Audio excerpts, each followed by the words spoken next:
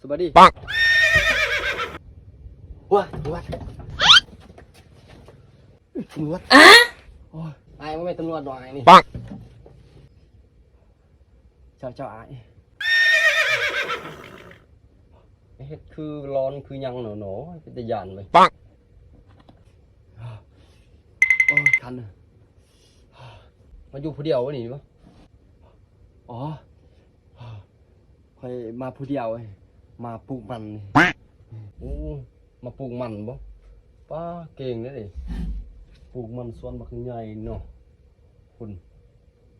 โอ้คือนอนก็อยากนอนบ่นอนจะพานอนอ๋อคืนนี้บ่ได้นอน10 เมตรโอ้พยายามนอนได้เต็มที่ได้ดิสิมาเอาเจ้ามาเฮ็ดเวียกน้ำคอยโอ้คือว่ากินกล้วยกินเนี่ยคือสันตนโตหมดเนาะพอสันบ่ได้กินข้าวให้คืนนี้มันคืนกินข้าวสิหามึงแหละ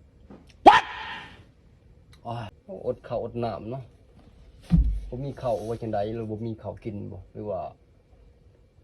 หรือบ่อยากข้าวเนาะอ๋อไปก่อนไปเอาหลอดโอ้บ่แม่นไปเหี่ยวก่อนอ๋อไปเหี่ยวไปโอ้จะมาเด้อ